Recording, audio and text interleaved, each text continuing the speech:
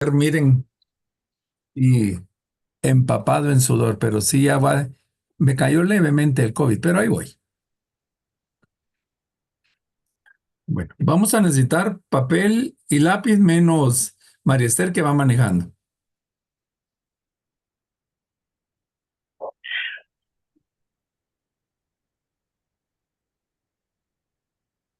Vamos a empezar con un ejercicio bien básico que se utiliza, hoy todo el mundo lo usa. Me asusta que hasta los ingenieros están usando este ejercicio, que se llama la famosa rueda de la vida. No sé si alguien la ha oído mentar. Sí, ¿Sí? sí, Bueno, me oí. déjenme compartir.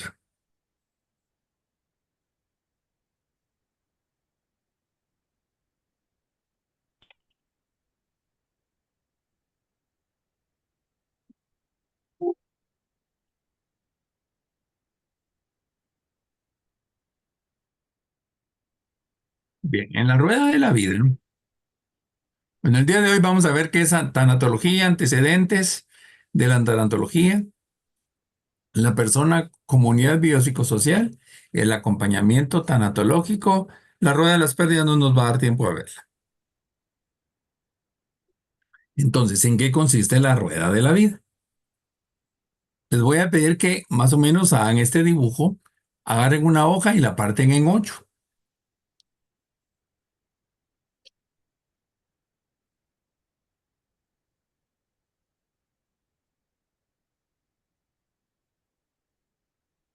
y van a colocar los elementos que están ahí: social, espiritual, físico, personal, afectivo, laboral, educativo, familiar. Los dejo ahí para que trabajen. Yo les diría que hagan una página completa.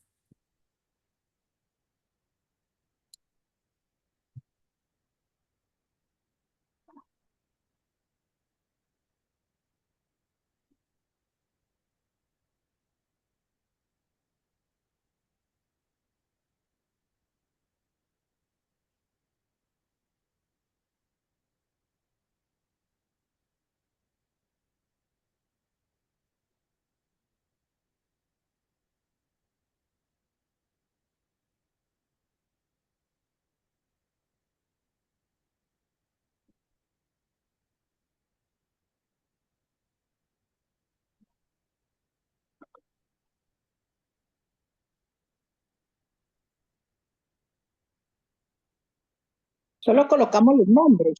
Solo coloquen los nombres y las líneas. Ah, va. Yo lo estoy poniendo de 0 a 8. Si a ustedes les conviene más, lo ponen de 0 a 10. Yo lo trabajo en 8 para sacarlo del esquema que todo el mundo califica sobre 10.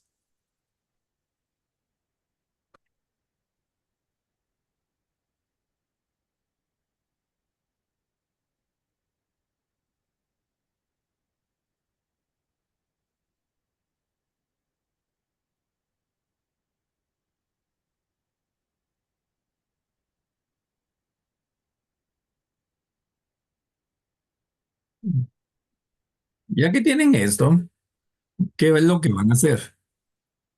Ustedes se van a evaluar siendo 0, malo, y siendo 8, bueno,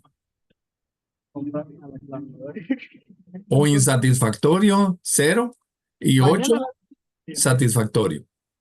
a las 7 creo que. Entonces, van a ir colocando un puntito, digamos, si por ejemplo piensan que en el aspecto social tienen 7, pues ponen un puntito por acá. Si en el aspecto espiritual tienen 3, pues ponen un puntito para acá. Más o menos vayan calculando.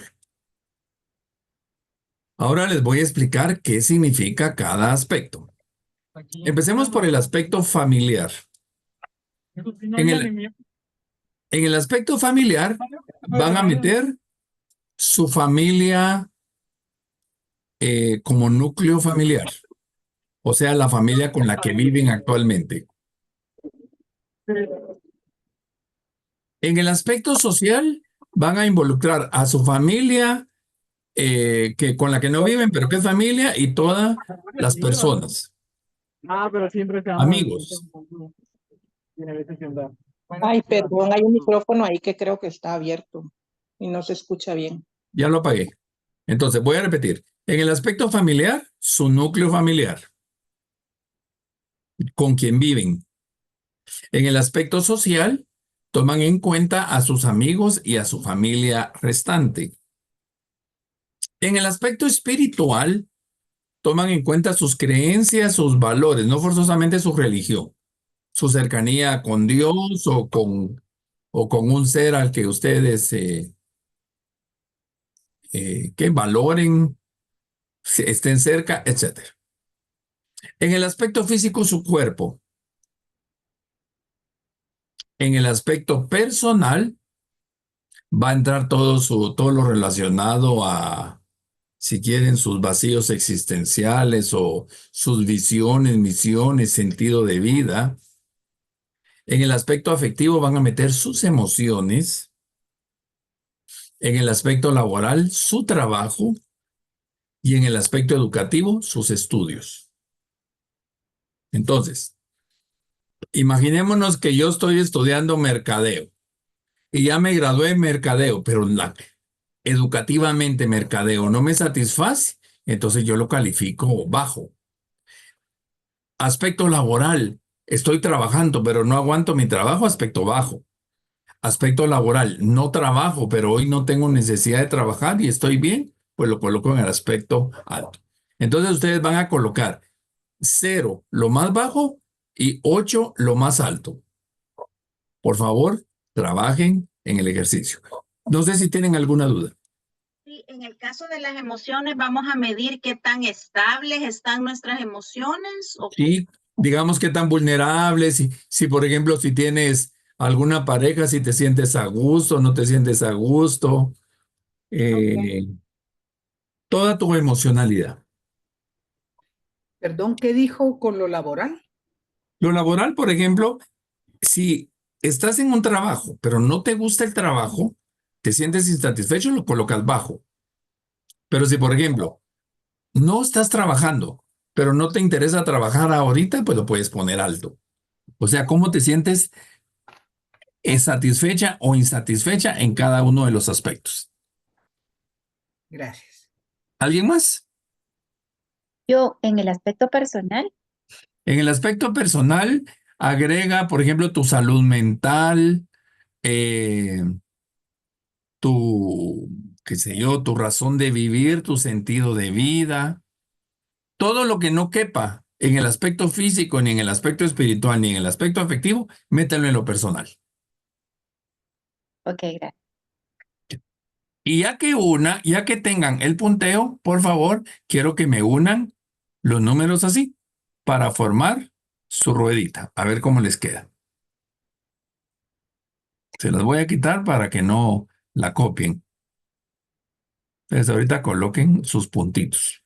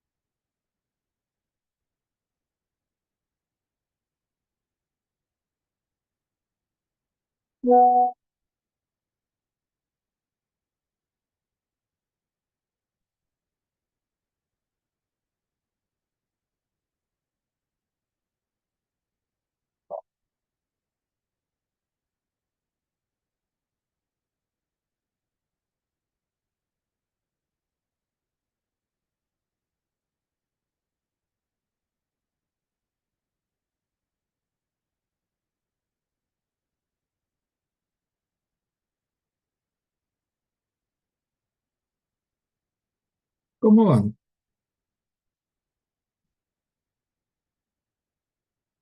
Zulema, ya terminaste.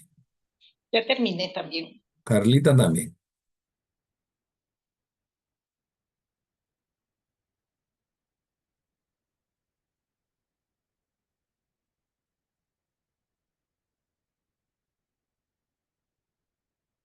¿Cómo se llama la dinámica? Tienes apagado el micrófono, Zulema, pero sí te entendí. La rueda de la vida. Y con esa rueda que te quedó, ¿puedes avanzar?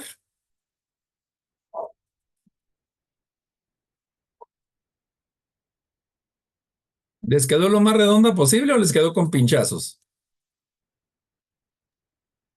La mía con pinchazos. Con pinchazos, Diego.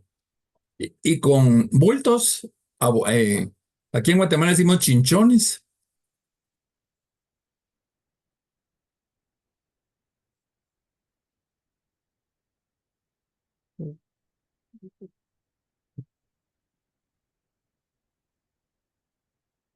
Mm. Eh, no sé a qué hace referencia chinchones. Cuando te le sale un bulto a la llanta, Ah, ya. Ah, sí. Sí, ya sé qué es. Em, sí, con bultos, yo diría, y con picos también, en algunas partes. de acuerdo, veamos. Por ejemplo, en este caso, este es un ejemplo.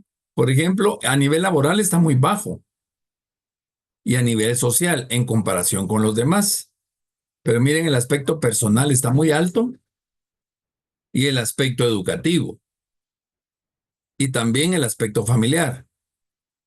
Pero si esta fuera una rueda, la tengo entre pinchazos y abultamientos, esa rueda no caminaría tan bien. ¿Sí?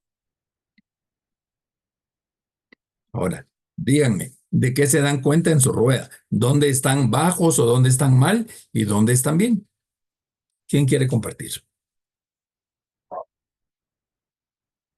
Yo Cuéntame. en mi rueda estoy, digamos, lo más bajo es en la parte afectiva y en la parte física. Esas serían como las más bajas. Ujú. Afectiva y física. ¿Y cuál te preocupa más? La física. Ahorita la física. Ahorita. Ujú. Ya, de acuerdo. ¿Quién más? Yo, Cuéntame. Perdón. buenas noches. Sí, Pati, Yo, dale. gracias. Yo en el caso mío, ah, siento que todavía no he salido mucho adelante por el duelo de mi mamá, entonces de verdad está todo bajo, todo. Todo bajo. Ujú. ¿Y cuál te afecta más? Ay, es que es difícil porque me ha Bueno, costado buscar a Dios, en lo social no he tenido mucha vida social. Tal vez ahorita me afecta lo laboral porque tuve un caso muy fuerte con una niña que hasta tuve que ir a declarar al MP el jueves. ujú, Entonces sí, el laboral la semana pasada me hundió. de acuerdo. ¿Alguien más? Sí, en mi caso, Perdón. veo que hay Primero Rosy y oportunidad de después no sé quién va. Vamos, Rosy. trabajo. Sí, en mi caso veo que tengo más bajos ahorita el afectivo, el físico y el laboral. Que les Eh, copiaste a tus otras compañeras. pues no sé, casualidad. Ya, Lo ¿y que cuál te afecta ocurre, más? bueno, el laboral ahorita porque no estoy empleada, he estado buscando empleo y al mismo tiempo viendo cómo me reinvento porque no está saliendo lo de encontrar el empleo, ¿verdad? Ya, interesante. Patricia Macario. Hola, buenas noches. Yo Hola. tengo en lo físico, tengo bajo y en lo afectivo también tengo bajo. Pero sí me salió como que era una clase de diamante, no una rueda. Ya. Y con un diamante mejor lo guardas porque no puedes rodarlo, ¿verdad? Exactamente. De acuerdo. Bien, gracias, Pati. ¿Alguien más?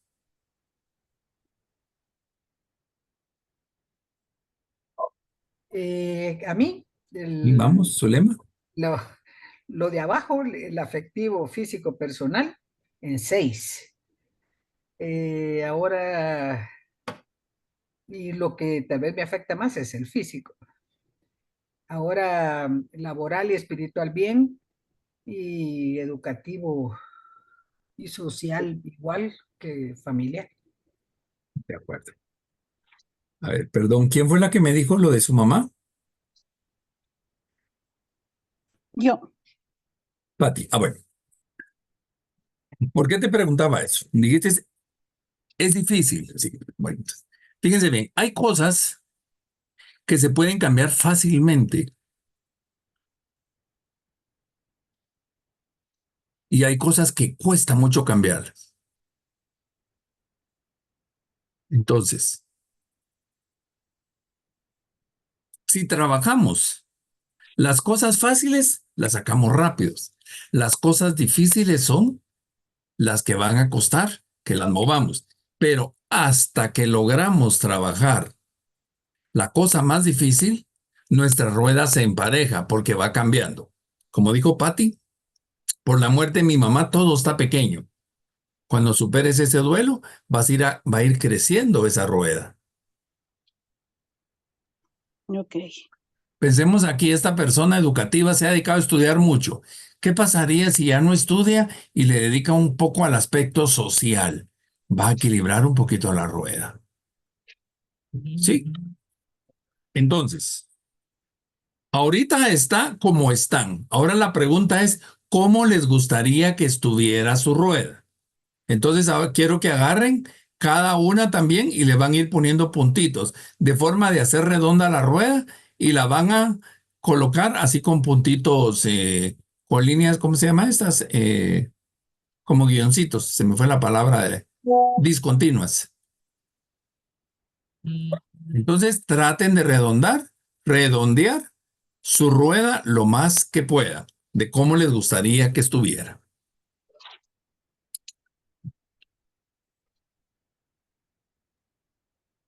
Pero agarrando el punto más alto y llevando todos a ese o redondeando más Como tú bajo. quieras. Puede ser que empieces de cero.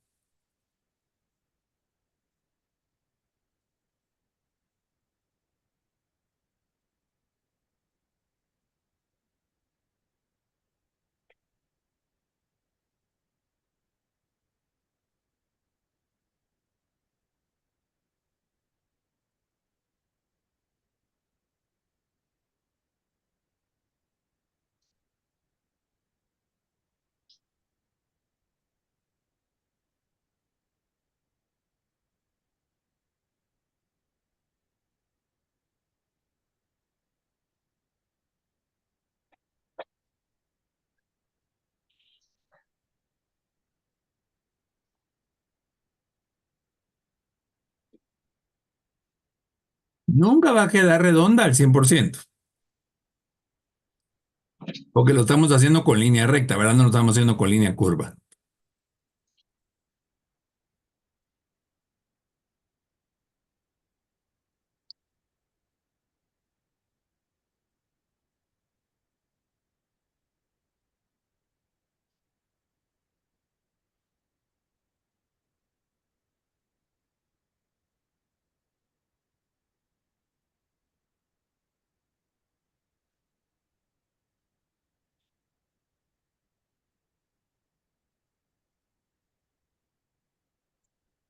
¿Ya estamos?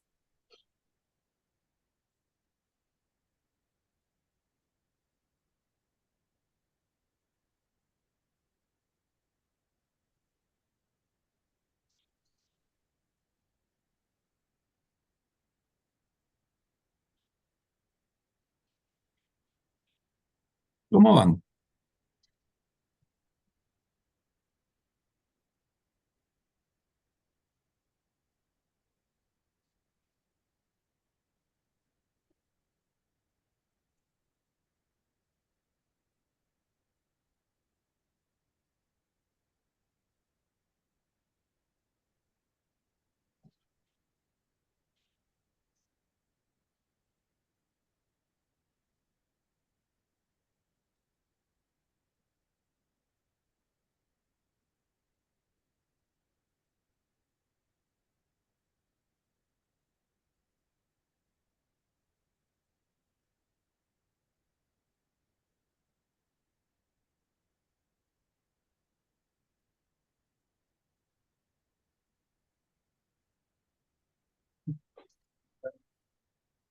¿Terminaron? ¿Alguien falta todavía? ¿Necesitan más tiempo?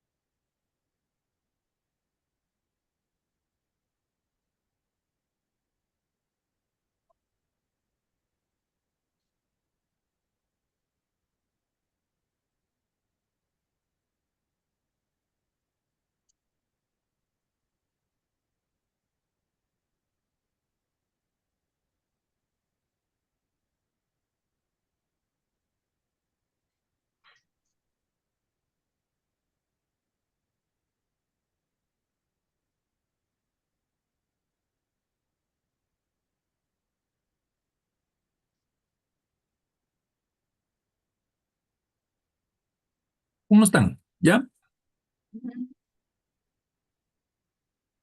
Y creo que se siente como esperanzador y un poco rico saber que pueden cambiar esas medidas para mejor. Excelente, Pati. Ahora, eh, si nos damos cuenta en esta rueda, miren, como pregunta, creo que fue Rosy la que preguntó, ¿desde dónde partimos? De donde quieras. Pero, por ejemplo, para hacer esta más redonda, se bajó el aspecto familiar un poco y el educativo para hacer crecer lo laboral. Lo afectivo más o menos se mantuvo igual. Lo personal se bajó un poco, lo físico se subió, lo espiritual se mantuvo y lo social se mantuvo. Y se trató de hacer lo más redonda posible. Y esto es hoy, porque si esto lo pasamos dentro de un año, va a ser diferente. Ahora bien, ¿qué prefieren? ¿Una rueda pequeña, una rueda mediana o una rueda grande? Grande. Grande, dice Carlita. Yo ¿Los más? preferiría una mediana. Una mediana.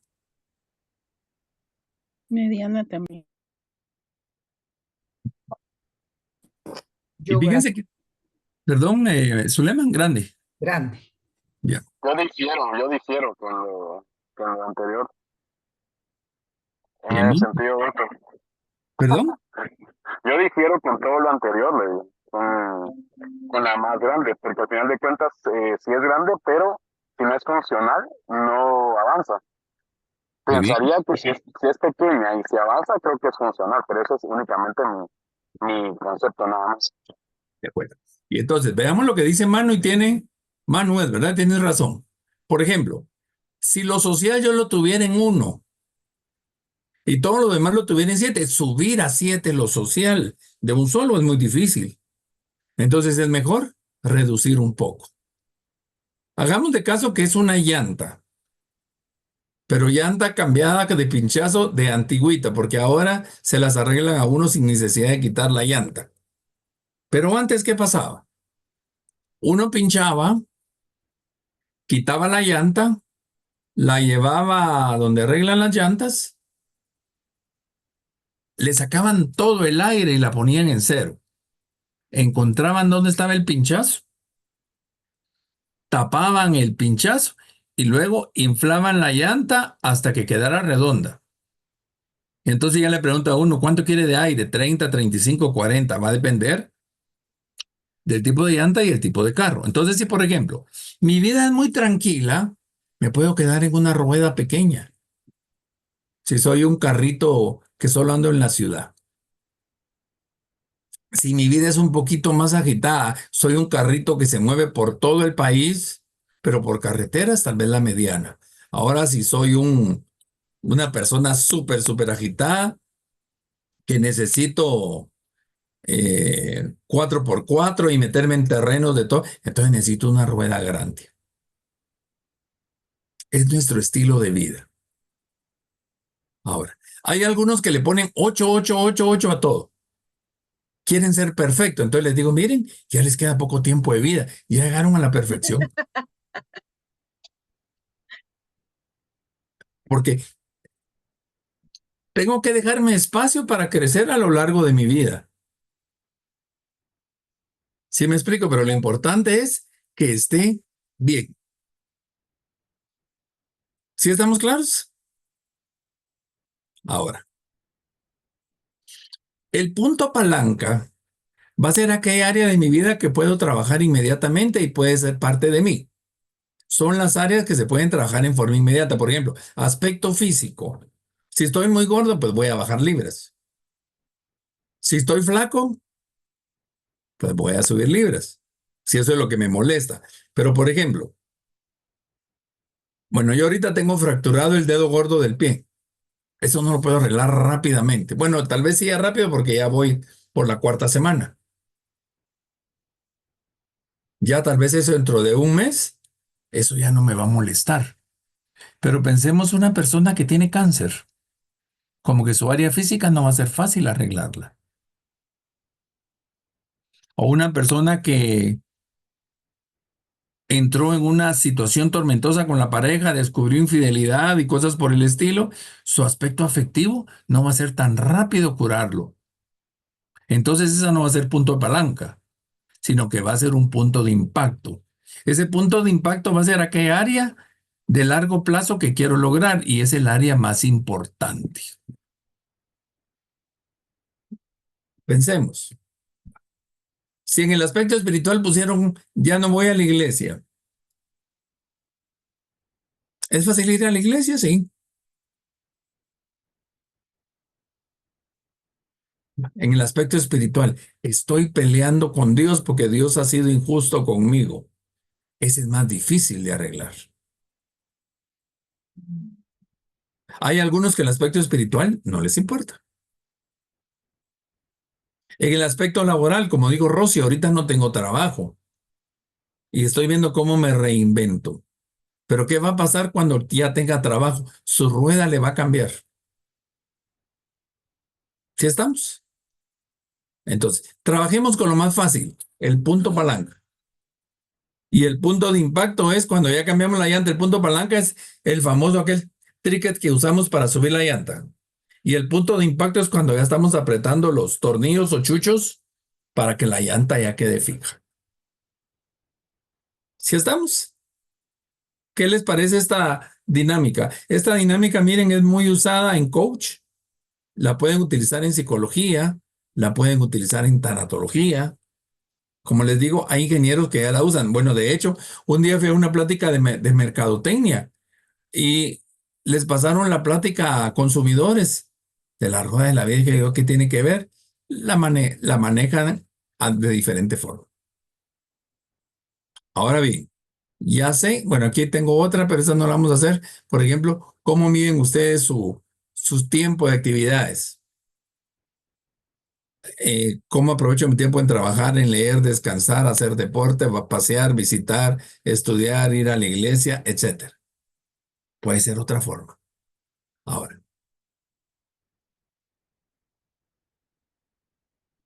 Ya que tengo mi punto palanca, mi punto de impacto, ya tengo mi ruedo, ahora mi plan de acción. Como dijo alguna de ustedes, es esperanzador ver cómo puedo cambiar mi vida. Pero la primera pregunta, ¿qué vas a hacer para cambiarla? ¿Cómo lo vas a hacer? ¿Cuál va a ser tu estrategia o tu táctica? ¿Cuándo lo vas a hacer? ¿Cuándo vas a empezar? ¿Quiénes más intervienen? Mire, este es muy interesante. Imagínense que me voy a poner a dieta, pero no cocino yo, sino me cocinan en mi casa. Y entonces aquí en mi casa me van a decir, discúlpame, pero aquí no es hotel, aquí comes lo que hay. O sea, no tengo apoyo de otras personas. ¿Para qué lo vas a hacer? ¿Cuál es el grado de importancia? No es lo mismo adelgazar porque quiero ser fit como todo el mundo, a que quiero adelgazar porque ya me está molestando la columna. Y si no funciona el plan de acción, ¿qué otro plan puedo tener? Pero no me puedo quedar estancado en donde estoy, sino que siempre tengo que seguir avanzando. ¿Alguna pregunta?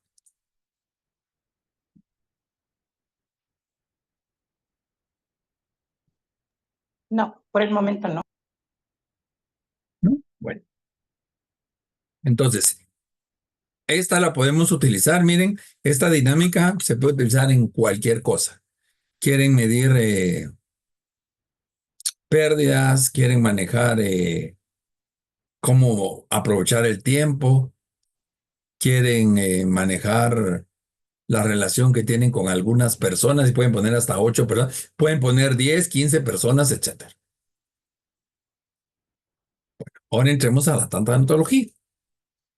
La tanatología es una disciplina integral que aborda todo lo relacionado con el fenómeno de las pérdidas que provocan sufrimientos psicológicos,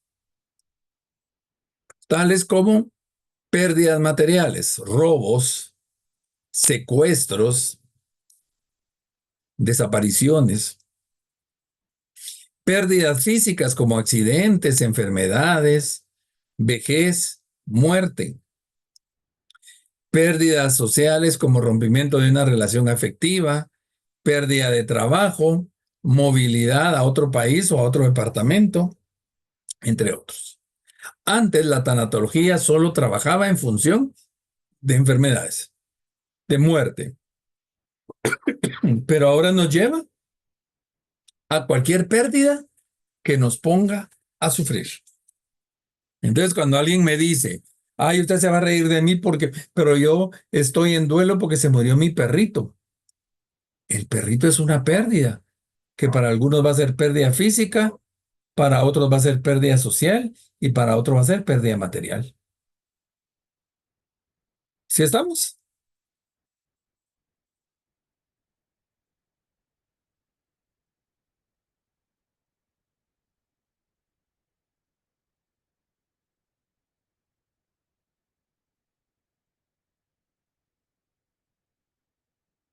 Pretende curar el dolor de la muerte y de la desesperanza, tanto del enfermo terminal como el de sus familiares, y también de aquellas personas que por motivos diferentes tengan conductas o ideas suicidas, con base en la prevención y la intervención.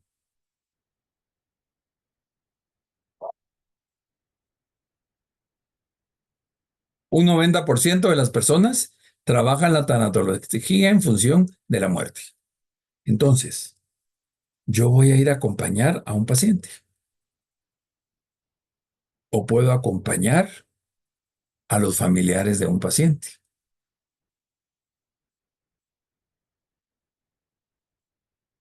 en su proceso terminal o en las situaciones de lo que manejan las personas, sus conductas, que puede ser una conducta adictiva, entrar en adicciones, conductas suicidas, conductas agresivas.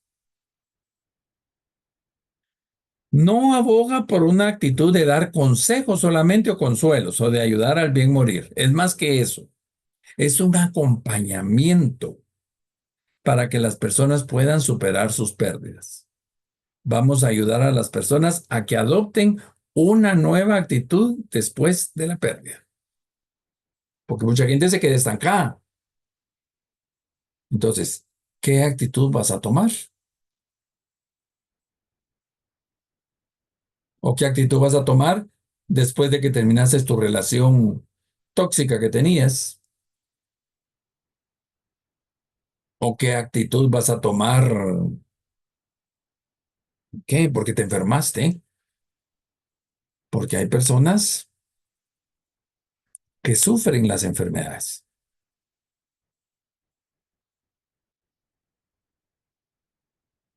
Entonces, nuestro trabajo va a ser de acompañamiento a esas pérdidas.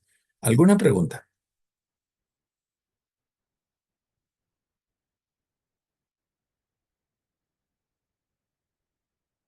¿Me preguntas? Sí, ese proceso de acompañamiento supongo yo que puede durar más o menos tiempo dependiendo de la pérdida, de cómo la persona la procese, de qué otros incidentes le ocurren a la vez, pero normalmente, Estuardo, en su experiencia, ¿cuánto debería de ser? Tal vez no es que va a ser algo numérico que uno puede decir es este tiempo, pero el mínimo tiempo o el tiempo promedio que podría uno acompañar o que sería razonable acompañar a una persona en el proceso. Yo procuro no más de 8 sesiones para no generar dependencia. Pero pueden ver más, pueden ver menos. Depende mucho de la pérdida. Por ejemplo, tuve el caso de un señor que a él lo balearon, le mataron a su esposa y sus 3 hijos recibieron balas. Él era una persona muy atlética, nunca lo habían operado por ni de una muela y de la noche a la mañana, 4 operaciones. Una operación en la espalda para sacarle una bala, ninguna bala le tocó órganos. Pero después de que él se jactaba de estar sano, de tener un cuerpazo, de no tener ninguna cicatriz, entra en un deterioro físico. Y con ello pierde peso, pierde masa muscular, y entonces, aparte que se le muere la esposa, los hijos, cada uno tiene un proceso de pérdida diferente. Casi que la rueda de la vida se le destruyó. Entonces, con él sí me recuerdo que tuve alrededor de unas 25 sesiones. Y hay personas que en 3 sesiones ya están fuera. ¿Sí? Gracias. Inicialmente, el término de tanatología se aplicaba solamente a temas relacionados con una disciplina integral que aborda todo lo relacionado con el fenómeno de la muerte. Aplicaba el método científico o técnicas forenses, tratando de resolver y enfrentar situaciones conflictivas que sucedían en torno a la pérdida, desde distintos ámbitos del saber como lo son la medicina, la enfermería, la psicología, la antropología física, la religión, el derecho. Pero todo iba encaminado a la muerte. Poco a poco se ha ido descubriendo que estas pérdidas que tenemos previas a la muerte a veces son más dolorosas. O sin el a veces. Son más dolorosas. Porque cuando yo me muero ya no hay pérdida. Los que van a sufrir va a ser la familia. Pero mi familia, ¿por qué va a sufrir? ¿Porque ya no me ven?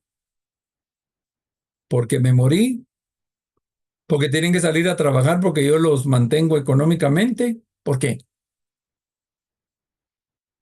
Y ahí es donde se abrió la puerta de la tanatología, para ya no entender solo la pérdida de la muerte.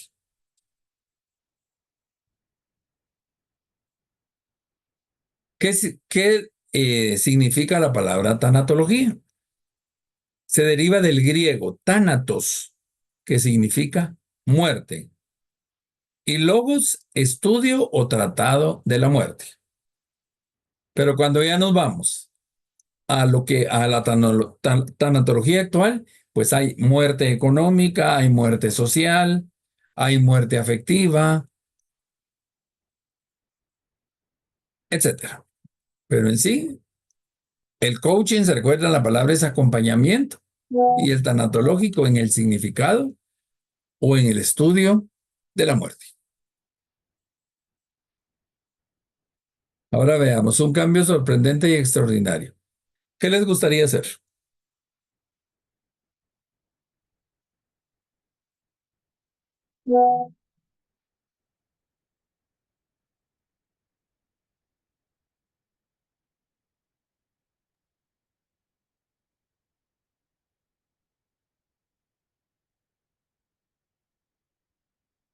Ubíquense ahí, ¿dónde estarían ustedes? Yo mariposa nueva. Mariposa nueva. Bien, Solema. ¿Alguien más? Un delfín. ¿Un delfín? ¿Dónde está el delfín ahí?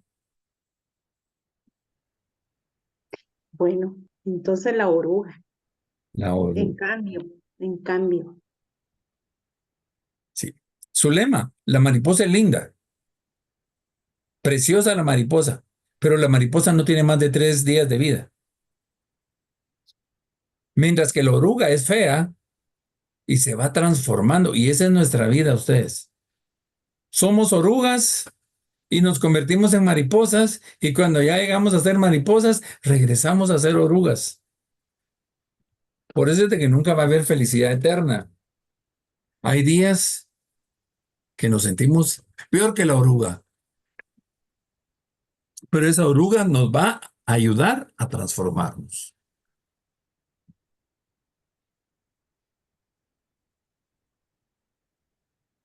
Y fíjense que ya no solo es un cambio, el ser humano más que cambiar, crece.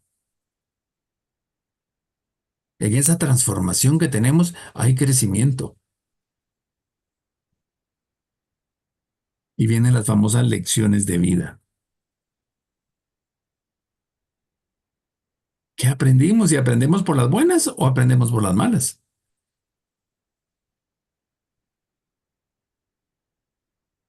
Como diría Víctor Frank, hay personas que cambian a través de la muerte o la enfermedad de alguien allegado. Imaginémonos, se está muriendo mi abuelito por enfisema pulmonar por estar fumando y yo tengo 20 años de estar fumando. ¿Voy a cambiar? Qué bueno que voy a cambiar, pero ya el daño ya está hecho.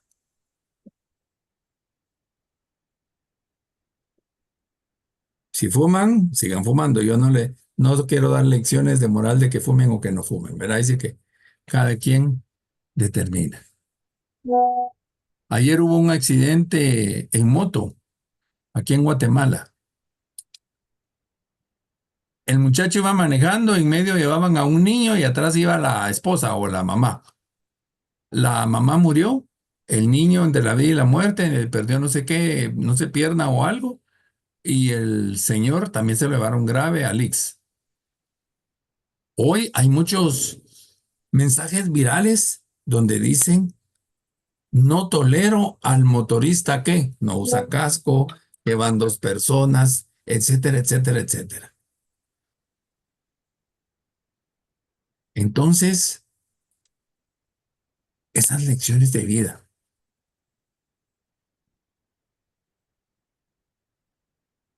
¿Sí? ¿Vas a comprar moto? Compra tu casco. Compra tu seguro y como decía mi mamá, y compra tu tacuche de pino, porque todos los que van en moto se matan, decía ella. Vayan al lugar de traumatología y el 90% de las personas que están fracturadas porque usan moto. Sí que es un medio de transporte necesario ahora, pero ese medio de transporte necesario lo han vuelto imprudente. Y tengo que esperar que en el caso de esta familia, a que tuvieran ese gran accidente para que toda la familia de ellos piensen. Sí, Entonces, nuestro cambio. Ahora, la estructura de la persona. Esto es mucho Víctor Frank. Yo trabajo mucho logoterapia, Víctor Frank. El ser humano es cuerpo, que desde el punto de vista psicológico, en latín es soma, lo somático. Lo somático es lo biológico, donde están todo el cuerpo y las bases biológicas de la conducta. El ser humano también es alma, que es la psique, que significa lo psicológico, donde están sentimientos, emociones, impulsos. Y el espíritu, que es el nous de la persona, es lo espiritual, donde entran los valores, la creencia. Entonces, una persona que le falte lo somático, lo psíquico o psicológico o lo espiritual, esa persona no está completa. Y cuando estamos en un proceso de duelo, algún aspecto de esos lo descuidamos. Lo que más se descuida es lo espiritual y lo psicológico. Pero también hay gente que viene y dice, tengo que ser valiente y no lloro. Hay un dicho por ahí que dice, si tu ojo no llora, otra parte de tu cuerpo llorará. Me tocó acompañar el miércoles a un muchacho de la oficina, el martes creo que fue. Creo que se los conté a ustedes que había muerto su mamá. Ujú. ¿Se los conté a ustedes o se los conté al otro grupo? Ayer se apareció en la oficina. ¿Cómo estás? Bien. No te creo, le dije. No, es que no puede cambiar uno al 100%, pero tengo que estar bien porque si no en mi casa van a estar mal. Bueno, pero y no se lo dije así, pues, pero lo vi desmejorado. Le dije, ¿no estás comiendo o no estás durmiendo? ¿Por qué dice usted eso? Anda, vete las ojeras. Eso sí logré decírselo. Entonces, dentro de la estructura de la persona entran estos tres elementos. Y hay que ubicar dónde está el dolor o el sufrimiento, si en el alma, si en el cuerpo o en el espíritu. ¿Sí? ¿Preguntas al respecto? Y no pasa, Eduardo, que a veces en las tres puede andar mal la persona. Es que una te lleva a las otras. Suponte que ahorita tienes un gran dolor de estómago. Tu cuerpo no te permite poner atención porque te urge ir al baño, por ejemplo.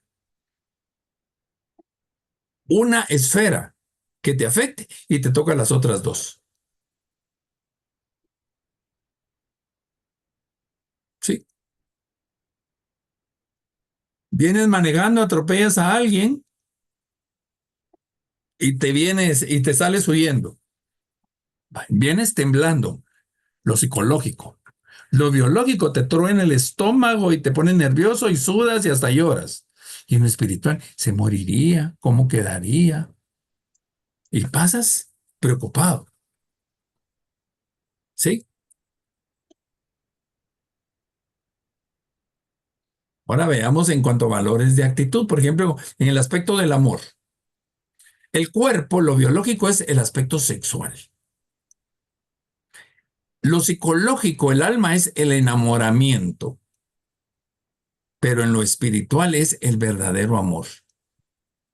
Aquella relación que perdura por años, donde ya no es lo más importante lo sexual ni el enamoramiento.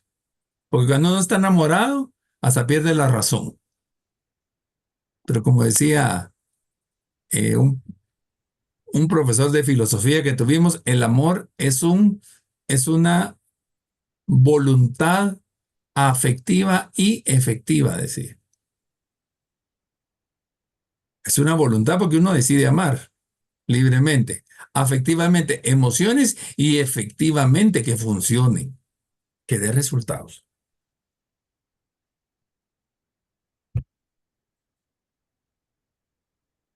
A ver. El fundamento esencial del ser humano. Sí, Perdón que perdón. interrumpa tanto. Cuando una persona está desbalanceada en un proceso de duelo y le está afectando el espíritu, ¿cómo podrían ser manifestaciones de esto? ¿Qué ejemplos nos podría dar? Valores, la honestidad, Por ejemplo, lo mataron, me voy a ir a desquitar. Venganza. Creencias. Dios es malo. ¿Por qué no mató al marero aquel, al delincuente aquel, no que a mi familiar que era tan bueno? Y entras en ese choque, en esa culpa. Ujú, ujú. O sea, cuando te peleas con Dios, por ejemplo, de que estás molesto de por qué permitió que eso le pasara a tu familia o a ti. Sí. O te peleas Perfecto. contigo misma, por ejemplo, y yo no lo atendí. Yo sabía que estaba sufriendo, pero yo pensé que iba a vivir más. Y entonces, en lo espiritual, te pones a pelear con tus valores. Y eso te lleva de una vez a lo psicológico, porque tus emociones te vuelves vulnerable. Las tocan. Ujú. Ujú. Gracias. María Esther, ya llegaste. En realidad me bañé, me cambié. Ya estoy acá, ya llegué hace rato. Qué Ya bueno. llegué hace rato. Gracias. Pues fíjese, Estuardo, no, sí, Estuardo, que quería comentarle que hay una película, muy interesante la película que habla, en sí la película habla de un accidente, está nominada como número 1, número 2, como más vista en Netflix, y habla acerca de cómo cada persona enfrenta su proceso de duelo de una forma diferente. No es la trama, porque la trama habla de otra cosa, ¿no? Pero Es el estilo Netflix. sí, es al estilo Netflix. No es un duelo, no es el tema principal, pero digamos encierra, ¿no? La pérdida de unos niños y todo eso. Entonces, cada persona procesa el duelo de una manera diferente, pero depende de su rasgo de personalidad. Hay uno que me gusta mucho que se llama el Charro, personaje del Charro, que es un psicópata narcisista, ¿va? Entonces, ahí hablan cómo el psicópata narcisista tiene como esas bipolaridades donde no siente culpa, pero puede tener amor por ciertas personas como su familia, ¿no? Y cómo él enfrenta su duelo con venganza, con odio y con dolor a la persona supuestamente que ha tenido la culpa. ¿Verdad? Entonces, creo que va a depender, digamos, de la estructura de la personalidad, como dice usted, ¿verdad? Y si un narcisista pasa por un psicópata narcisista pasa por un proceso de duelo, entonces se va a volver más psicópata, Es que ahí es un más duelo maloso. patológico. Es un duelo patológico. Es un duelo patológico, Porque correcto. el psicópata no acepta las normas de convivencia social. Correcto. Entonces, él está fuera de la realidad normal de la mayoría. Ujú. Y entonces, ¿qué trabajamos con esa persona? Con el psicópata no podemos trabajar. No, ahí necesitamos un psiquiatra o un psicólogo. No, un psiquiatra. Aunque el psiquiatra solo lo va a medicar, Ujú. el psicólogo puede hacer conciencia. Pero Ajá. también hay que ver qué tanto el psicólogo puede manejar esa situación. Vamos a tener una clase en el módulo de acompañamiento tanatológico o de pérdidas, cambios y duelos, que son los que les voy a dar a ustedes, donde tocamos específicamente ese tema. ¿Hasta dónde llega el tanatólogo? ¿Hasta dónde llega el psicólogo? Etcétera. A veces necesitamos trabajar con tanatólogo o con psiquiatra juntos. Yo tengo una amiga psicóloga que cuando le llegan casos de pérdidas me llama y me dice, Estuardo, yo trabajo el aspecto psicológico y tú el tanatológico. Ujú. También tengo un amigo que le digo, mira, tengo una persona que necesito medicamentarlo, te lo voy a trasladar. Y el aspecto psicológico lo trabajo yo y tú trabajas el aspecto psiquiátrico, que se puede hacer un equipo de trabajo. Ujú. No a todos les gusta hacerlo, Correcto, correcto. pero el psiquiatra es un doctor que sabe de psicología, punto. Claro, Y claro, entonces él, lo más fácil, te cura con medicamento. claro. pero no entra a introspecciones y cosas por el estilo. Claro, tiene que ser a la par. Yo pienso que con un psicópata narcisista es difícil trabajar todo este tema del duelo porque está su personalidad trastocada, pero en sí habla, digamos, de la película que tienen que verla, que está en Netflix, no es que le estoy haciendo propaganda, pero tienen que verla tanatólogos, futuros tanatólogos. Accidente se llama. No sé si alguno la... Accidente. Accidente se llama, la tienen que ver. Ya la vio, ya la vio. Aquí la compañera ya la vio. Va. Yo no la he visto, yo he estado alejado de Netflix a propósito estos días porque he estado Ujú. preparando unos temas para un congreso en que voy a participar. Entonces, Netflix me quita tiempo, pero lo voy a ver. Pero fíjese, así, ya, y ya rapidito para no hablar tanto, que en sí cuando uno pierde un hijo es un dolor bastante grande, que no hay nombre para eso, ¿no? Y estos personajes pierden cada uno, pierde un hijo. Pero yo he visto mucho en estos padres cuando pierden un hijo, hay un sentimiento de venganza. Claro, es un duelo patológico, un duelo que se tiene que trabajar, pero hay un sentido de venganza donde el padre no está tranquilo, no está, no está reposado en este sistema, ¿verdad? Porque piensan de que ellos debieron de haberlo cuidado, protegido, se sienten de alguna vez culpables, ¿no? Entonces, La es misma duro. naturaleza te dice que Ujú. nosotros vamos a enterrar a nuestros padres. Pues sí. Entonces, es el duelo más fuerte que hay es la pérdida de un hijo Ujú. y hay más negación ahí.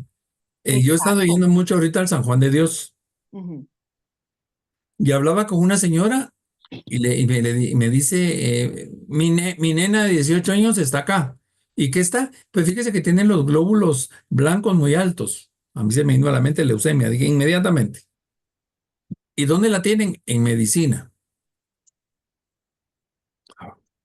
Cuando ya entramos para ver el señor, el papá el esposo de la señora, me dice, ¿usted a dónde va? A traumatología. ¿Y usted? A oncología. Por su niña, ¿sí? Su esposa dice que medicina. No, me dice es oncología. Ujú. Y le digo yo, ¿usted sabe qué es oncología? Y se le llenaron los ojos de lágrimas. Sí, mi niña de 18 años se va a morir antes que yo. Esa fue la respuesta. Ay, Dios. Sí, Leucemia, pues. Dios. Qué lamentable. Pero de igual manera, sabes que va a morir. Sabe Claro. uno que va a morir. Entonces, como que hay una preparación, pero un accidente, Ah, eso es uno más difícil todavía. eso es mucho más complejo, Ahora, porque, por ejemplo, te quedas en la incertidumbre si te secuestran un hijo. Yo toco madera, ¿verdad? Pero eso, o sea, el vivir con esa incertidumbre, ese es un dolor que realmente, los famosos duelos anticipados, ujú, que ya correcto. vamos a ver un poquito de eso también. No sé si hoy o mañana, ¿verdad? Hoy o la otra semana. Pero vamos a ver. Bueno, ahora, también eso es de Víctor Frank. El fundamento esencial del ser humano es la conciencia. ¿Qué es la conciencia? El órgano moral que indica mi sentido de vida. Yo tengo que estar consciente o no de hacia dónde voy. Se me murió mi hijo, como dice Marister. ¿Qué voy a hacer ahora? ¿Me dejo morir con él o sigo adelante? Y ahí entra la responsabilidad, mis decisiones. Pero cuando estamos en pérdida, a veces tenemos que trabajar esa conciencia y esa responsabilidad porque a la gente se le olvida como parte de su evasión. Ahora, veamos, el ser humano es un animal racional. A veces más animal que racional, pero el ser humano es un animal racional. Por ser animal, actúa por instinto, tiene sentidos y tiene locomoción. El animal es superior al vegetal porque el vegetal no tiene locomoción. Pero el ser humano como racional tiene razón, tiene voluntad, tiene afectividad, tiene espiritualidad y tiene lenguaje. Y la suma de todo eso se llama felicidad. Pero la felicidad no es eterna, porque en algún momento tal vez estoy mal afectivamente, o espiritualmente, o no puedo caminar bien porque cargo yeso, o mi oído me está doliendo y estoy teniendo, ¿cómo se llama esto? Desequilibrios, porque pierdo el equilibrio, etcétera. Pero el ser humano aspira a ser feliz y la felicidad no es eterna, es del día a día. Entonces, si la felicidad no es eterna del día a día, la pérdida tampoco es eterna. ¿Por qué la gente le pone más atención a la infelicidad que a la felicidad? Porque nos gusta más ir por el lado del mal, el lado de ser víctimas. ¿Sí estamos?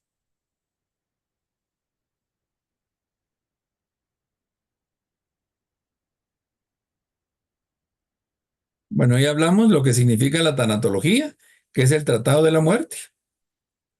Thanatos significa muerte y logo significa estudio o tratado. Es una disciplina científica que se encarga de encontrarle sentido al proceso de la muerte, a sus ritos y a su significado, que integra a la persona como un ser biológico, psicológico, social, espiritual, para vivir en plenitud y buscar su trascendencia. Entonces, ¿qué significa para los familiares la muerte? Y cada quien le da un sentido a la muerte. Para algunos es descansar, para otros es trascender, para otros es dejar de sufrir, para otros es morirse. Y entonces, en función de ese sentido, nosotros vamos a ayudar a la gente para que encuentre un sentido de menor sufrimiento. Y aquí pueden entrar los ritos. ¿Se recuerdan hace 4 años con la pandemia? No habían entierros. No sé si en el Panamá, en Salvador, en Costa Rica, pero aquí en Guatemala no habían entierros. De hecho, aquí en Guatemala, la ley habla de que la persona tiene que ser velada por lo menos 8 horas. Con la pandemia, se morían, salían del hospital y de una vez se iban a tirarlos a la fosa común. Se perdieron los ritos. Y a veces los ritos no son los adecuados.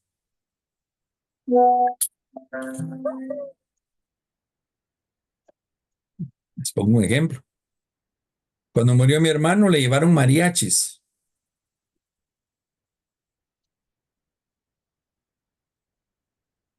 La familia de mi mamá, ahí estoy metido yo, indignados porque mi hermano murió por cirrosis porque él tomaba mucho.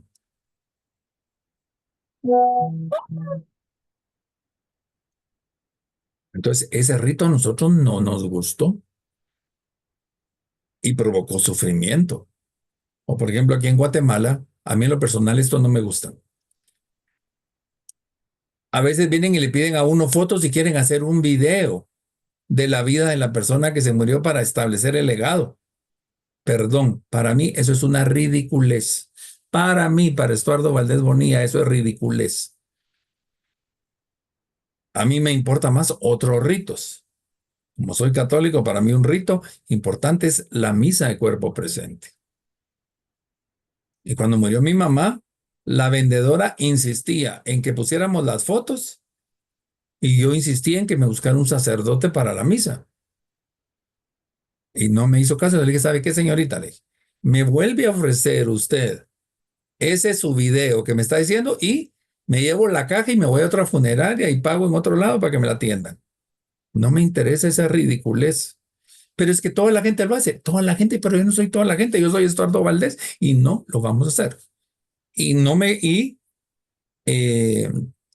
Yo voy a hacer una misa y la quiero hacer en una iglesia. Pero eso le va a salir más caro. ¿Cuándo le pregunté yo que no iba a pagar por eso? Porque para mí era el rito importante.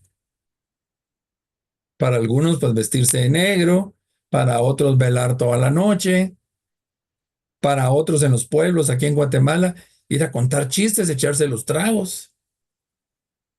Cada quien pone ritos que quiere, ritos representativos. Y eso es lo que tenemos que ayudar a las familias. Y también la tanatología se va a encargar de duelos derivados de pérdidas significativas que no tengan que ver con muertes, como ya les decía, un divorcio. Que mi hijo, bueno, mi primer hijo se fue a estudiar a Canadá. Cuando se fue a Canadá, pues yo feliz porque había ganado una beca, pero sabía que él ya no regresaba a Guatemala. Y de hecho tiene ya como 20 años de estar allá en Canadá, ya no regresa a Guatemala. Y él invita a su hermana, le dice, mira, te conseguí una beca, y se va para Canadá. Muy orgulloso, yo muy feliz porque mis hijos profesionales, pero también la pérdida, ya no están en Guatemala.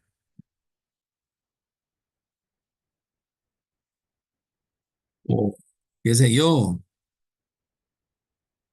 me recuerdo mi hermana sufrió mucho cuando le robaron su anillo de graduación. Ella estudió en el belga y ella se graduó en el año en que era el aniversario número 50. Fueron unos anillos especiales y se lo robaron. Pues era una pérdida significativa. La tanatología actual no solamente se encarga del estudio de la muerte y los moribundos, sino de la vida misma, de aceptar las pérdidas que el ser humano enfrenta a través del ciclo de vida. ¿Qué es lo primero que? ¿Cuál es la primera pérdida que tiene el ser humano?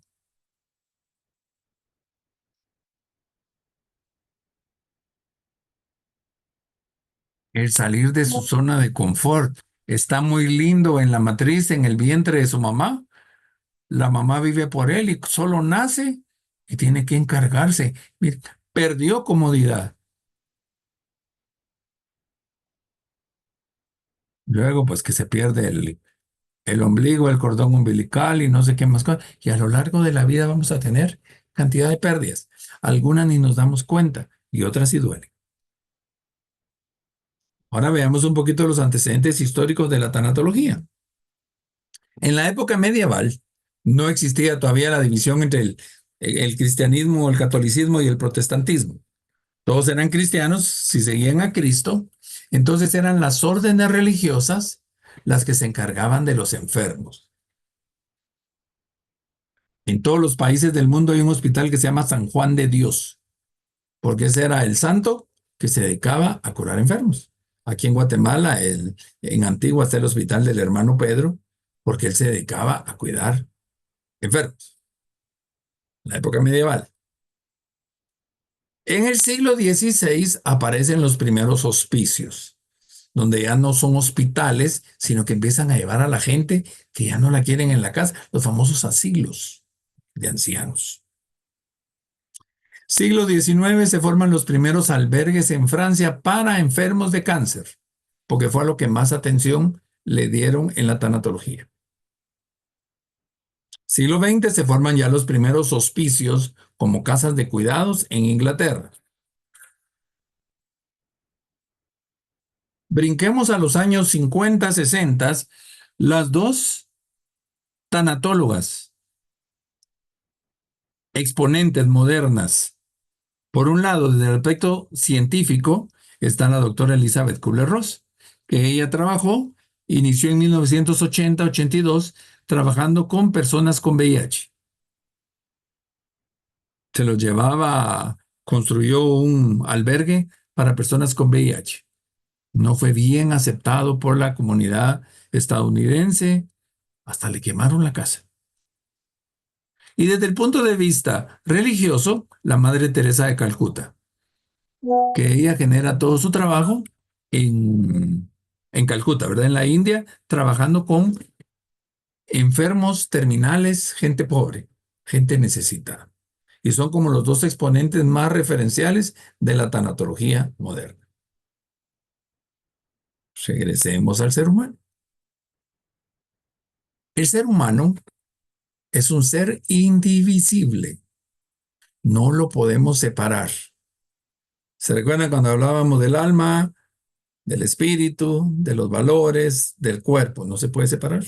Así como tampoco podemos separar el animal racional que tiene razón, que tiene voluntad. Todo. Somos un todo, somos algo integral. Y algo que nos afecte y somos infelices. Pensemos, un no vidente, alguien que tiene discapacidad visual, ¿cómo es esa persona? Se acostumbra así, tiene que desarrollar otros sentidos para poder vivir. Locomoción, una persona que es parapléjica, cuadraplégica, que no se puede mover. Un niño con retraso mental.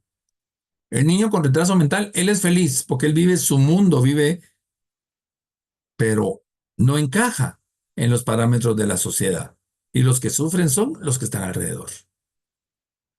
Una persona sin voluntad, aquellas personas que caen en todas las adicciones. Una persona que está teniendo problemas de emocionalidad, de afectividad, que no tiene creencias, que no tiene valores, o una persona que tiene problemas con el lenguaje, que no sabe comunicarse, esa persona va a sufrir.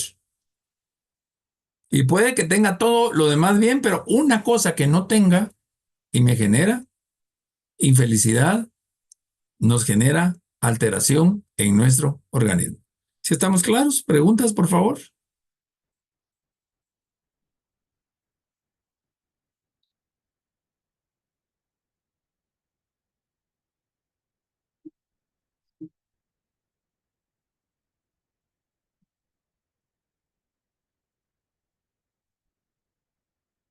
¿No hay preguntas?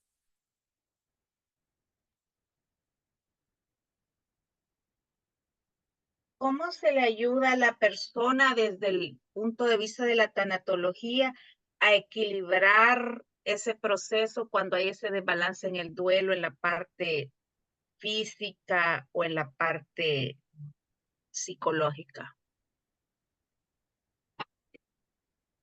Por ejemplo, vas a visitar a alguien que le quitaron una pierna. Esa es una pérdida fuerte. Todo el mundo le dice, pensá en la pierna que tenés. Porque así es la gente. Pero la persona está pensando en la pierna que no tiene. Entonces lo que le vas a decir es, ¿cómo vas a adaptarte? ¿Cómo vas a incursionar en tu vida? Porque ya no vas a tener pierna, la pierna ya no vuelve a crecer. Te puedes poner una prótesis, pero tú no le vas a dar la solución de la prótesis. Si ustedes observan, las personas que han tenido una amputación de pierna usan un pantalón, el pantalón normal, pero el donde no tiene la pierna, se lo remangan y le ponen ganchos. ¿Por qué no mandan a hacer el pedazo corto y el otro lado? Como para recordarse tal vez de que tuvieron pierna algún día. ¿Sí me explico? ¿Por qué las personas cieguitas se ponen lentes oscuros si no miran?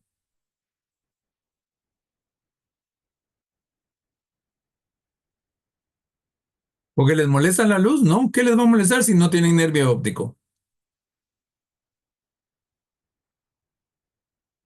Entonces, no se lo vas a preguntar así. ¿Qué te dice tu ceguera, Rosy? No, no vas a preguntar así. ¿Cómo te sientes sin ver? Tal vez sí. ¿Qué quieres hacer? Y no es lo mismo nacer ciego de nación, perdón, no es lo mismo ser ciego de nación que quedarte ciego por un accidente. Y es más complicado cuando ya viste y dejaste de ver.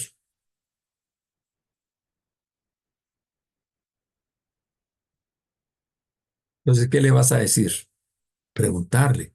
Vamos a tener una clase solo de preguntas poderosas. Eso va a ser en el módulo de psicología. ¿Alguien más?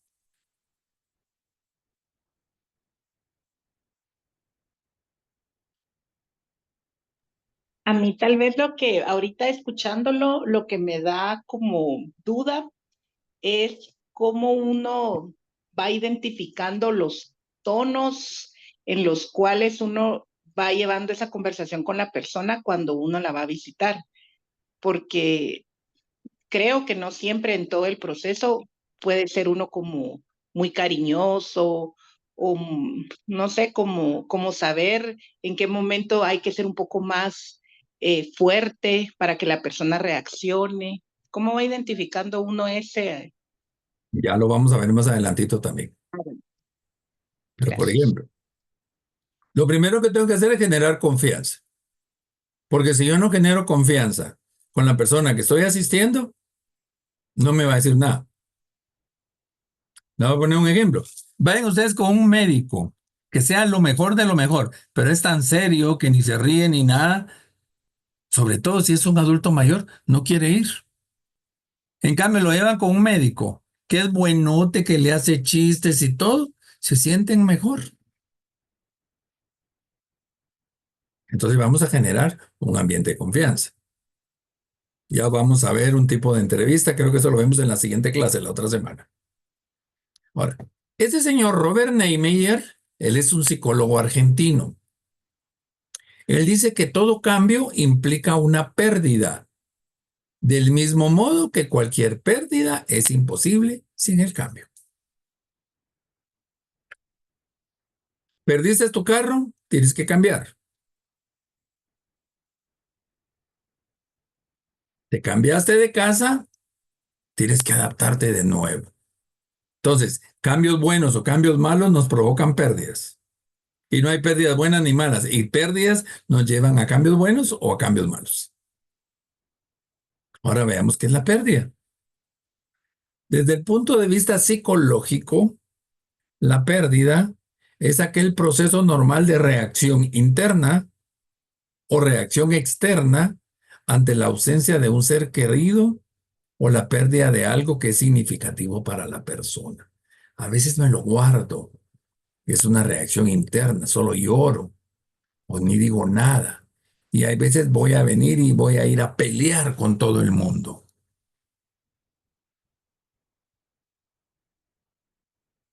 Y eso va a depender de cómo es cada persona.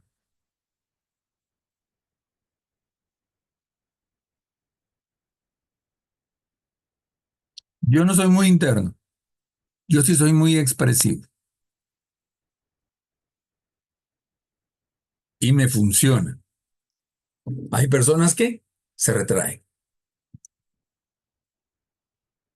Pero es un proceso normal de reacción.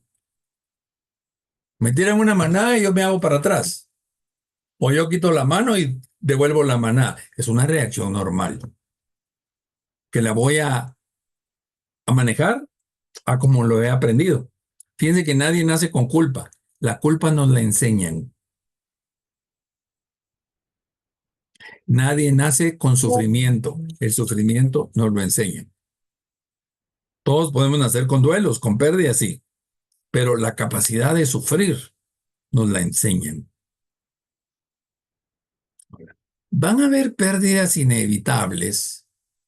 Por ejemplo, hechos ineludibles, que nuestra mamá va a dejarnos y nosotros vamos a dejarla a ella. Nuestra mamá se puede morir antes o nuestro papá. O los vamos a dejar cuando nos casamos o nos vamos a otro lado.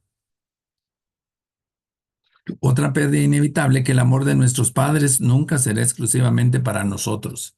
Hay más hermanos, hay nietos, hay sobrinos. Que aquello que nos hiere no siempre puede ser remediado con besos. ¿Se recuerdan cuando éramos niños que nos golpeábamos en la rodilla y nuestra mamá nos daba un besito en la rodilla? Hoy ya no lo hacen.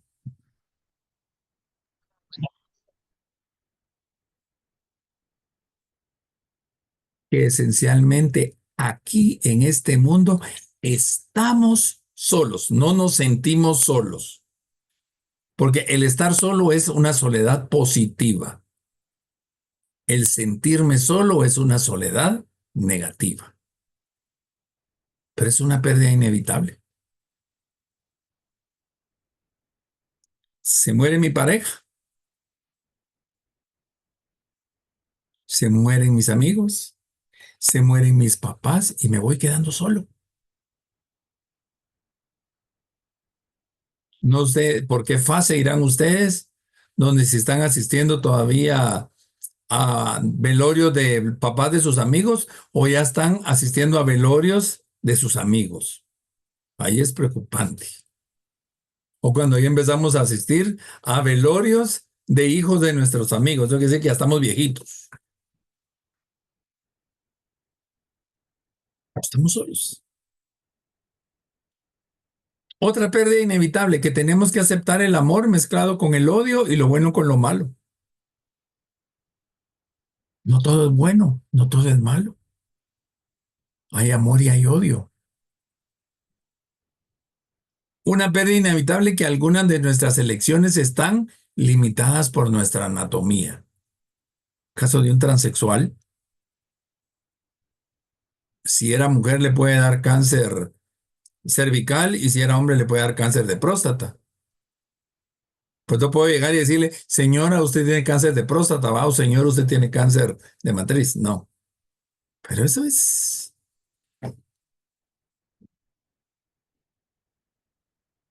nuestra anatomía. Una persona que tiene problemas de polio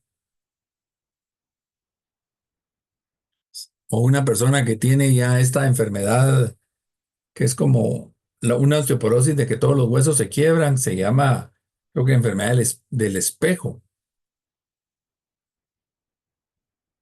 Otra pérdida inevitable, que existen defectos y conflictos en todas las relaciones humanas.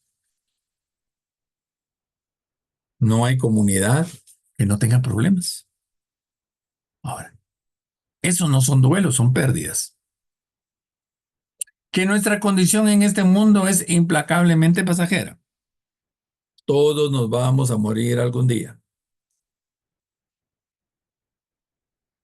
Que no importa cuán listos seamos, a veces nos toca perder y eso a veces duele.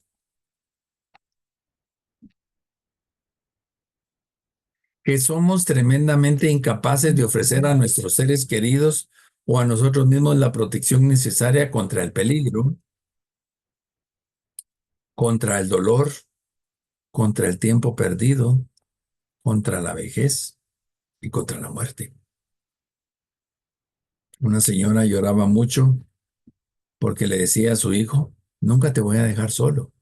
Y la señora no le pudo cumplir eso porque el niño se murió de leucemia cuando ella no estaba. El niño murió solo.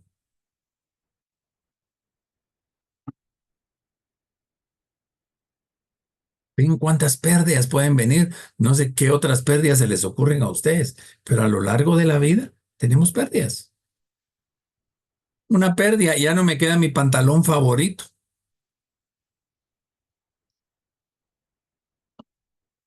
Me salió una arruga.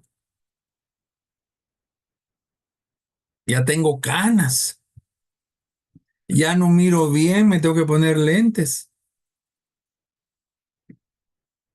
etcétera. Ya no puedo tomar leche porque me afecta el estómago, tengo problemas de gluten, lo que ustedes quieran. Todas son pérdidas. Ahora, ¿duelen o no duelen esas pérdidas? Porque si no duelen, son pérdidas. Cuando duelen, se convierten en duelos. El duelo es mucho más que un sentimiento. Es el conocimiento de una pérdida significativa, de una pérdida valiosa, de una pérdida importante en mi vida.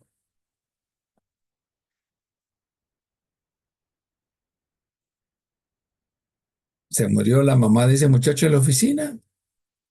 Sí, me duele pues porque no la conocía. Pero se murió la mamá de mi mejor amigo. Esa sí me duele. Hay gente que tiene duelo porque perdió su equipo de fútbol, pero esa persona ya cae dentro de lo que decía Marister de psicológico, ¿qué era? Eh, Narcisista, se me olvidó la otra. Pero Cada quien es libre de llorar y de dolerse de lo que quiera. Hay personas que con una gripe faltan al trabajo hasta una semana. Y hay gente que con cáncer de pulmones va al trabajo todos los días. Entonces va a depender mucho de la personalidad. ¿Sí estamos claros? ¿Alguna pregunta?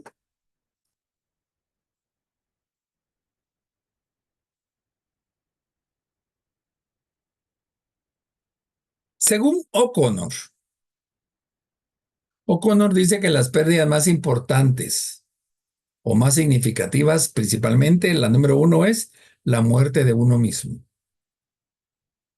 Por supuesto que esa ya no la voy a sentir yo, pero antes de que suceda, estoy sufriendo, que me voy a morir. Y cuando yo me muero, ¿cuál es mi sufrimiento? Que me vayan a olvidar pronto, que la familia se pelee por mis herencias, que la familia se desintegre, etc.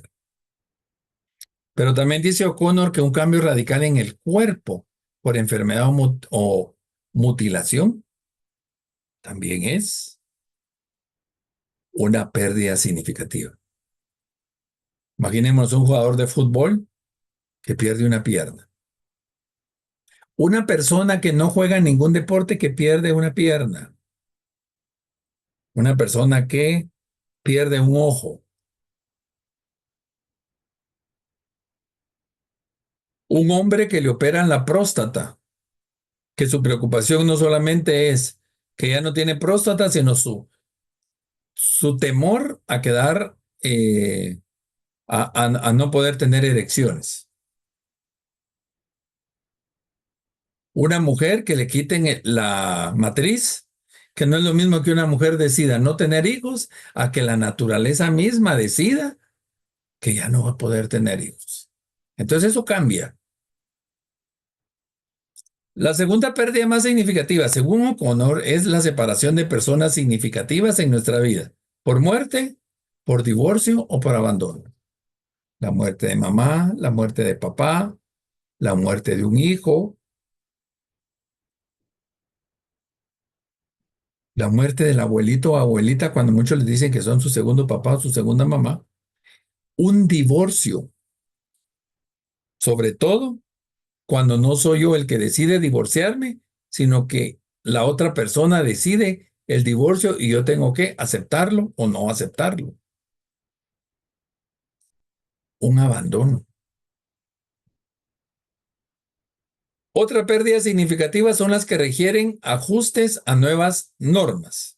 Voy a poner un ejemplo.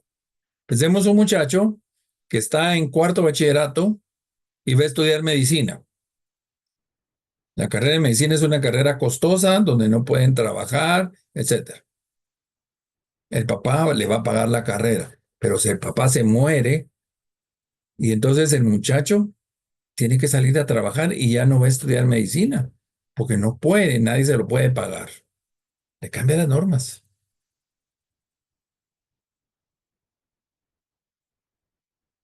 Una pareja que se divorcia, pensemos que tal vez ella ya no trabaja, solo él trabajaba y al momento del divorcio ya tiene que salir a buscar trabajo.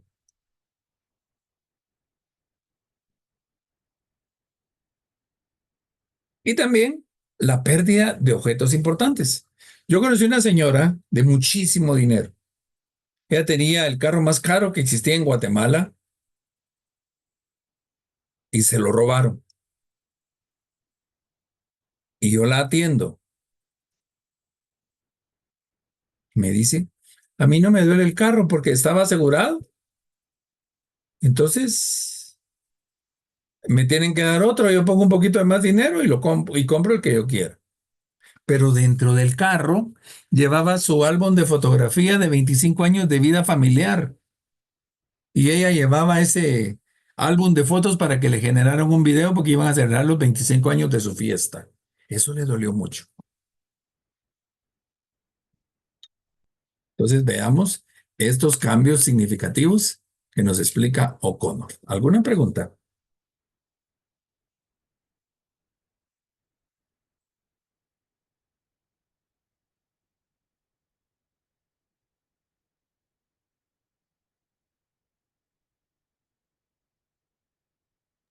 ¿Me preguntas? Pati, Sí, yo pensaba que la muerte de personas significativas, no dolía tanto, por ejemplo, así como yo por la muerte de mamá.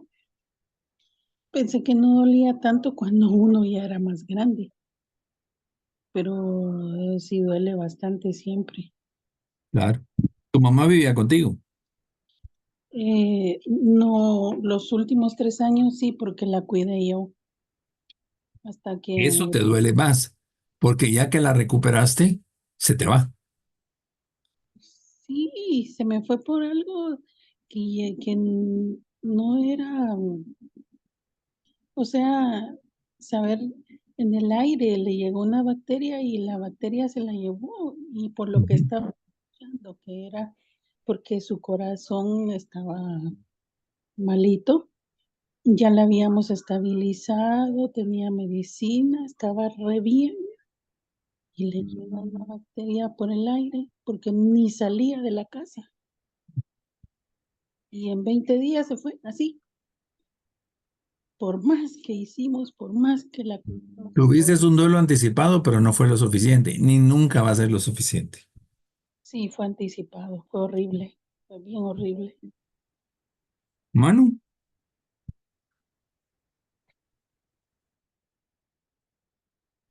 Sí, a mí me pasó con mi mamá también cuando ella falleció.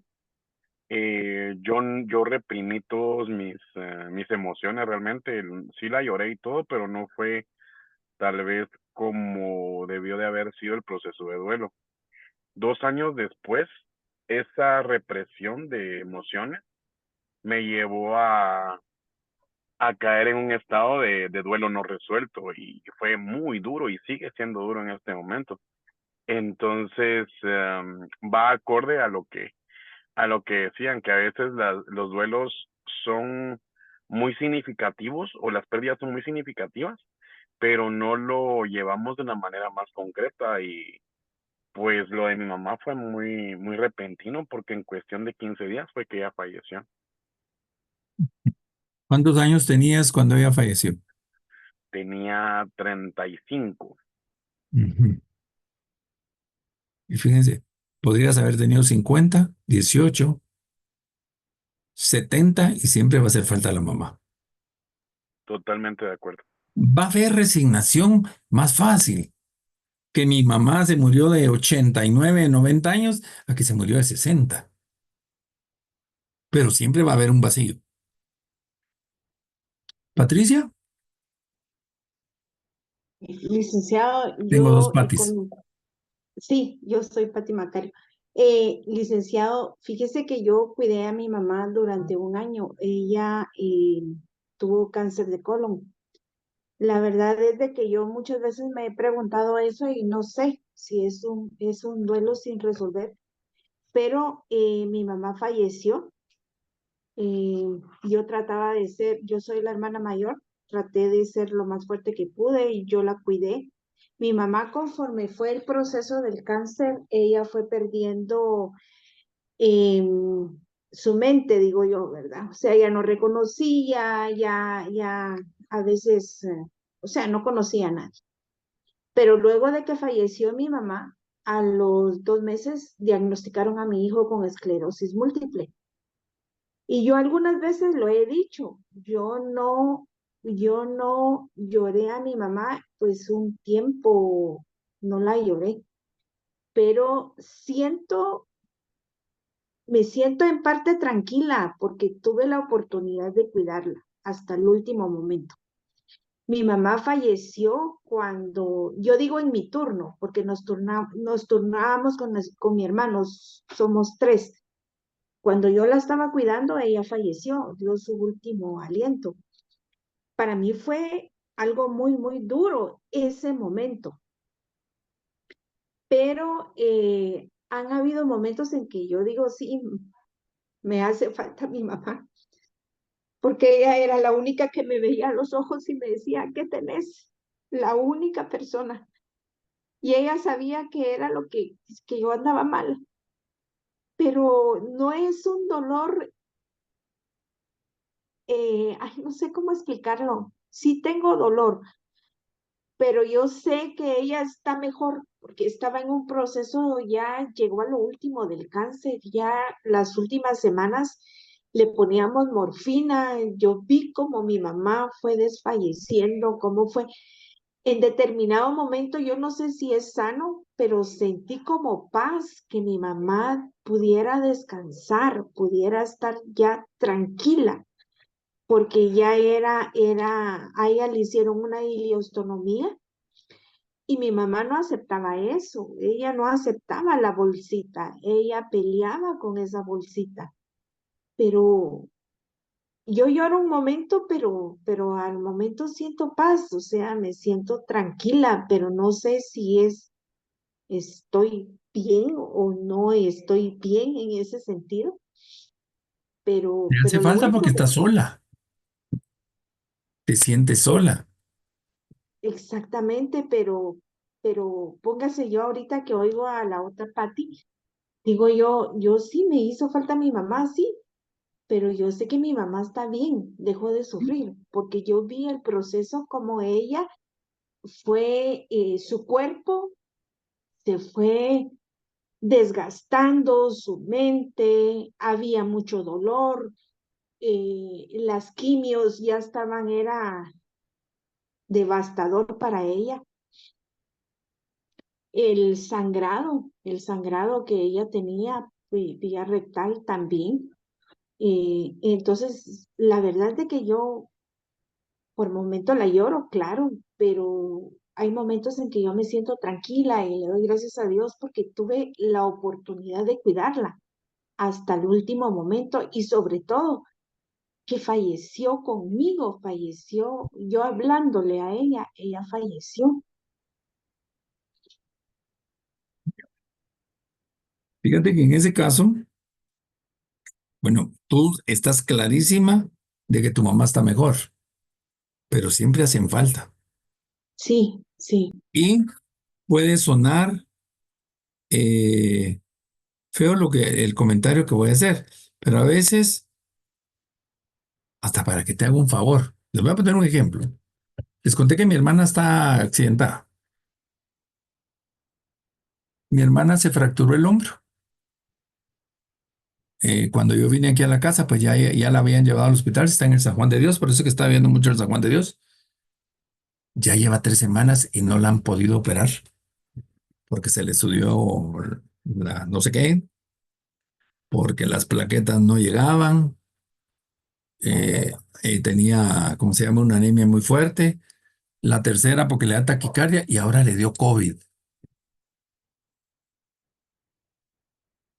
Y entonces va a sonar así feo, pero yo digo, ¿cómo me hace falta mi mamá para que ella esté encargada dando esas vueltas? Porque mi hermana nunca se casó, es una mujer soltera y entonces vive aquí en mi casa, que obviamente mi esposa no tiene la obligación de atenderla. Soy yo y yo soy el único hermano que le queda. La demás familia está en los Estados Unidos. Entonces en ese momento digo yo, ¿cómo hace falta la mamá? Yo no estoy sufriendo por eso, no. Pero sí, digo yo, mi mamá podría, bueno, mi mamá era enfermera. Mi mamá hasta les enseñaría ahorita cómo levantarse, cómo caminar, cómo esto y lo otro. Eso yo no lo puedo hacer.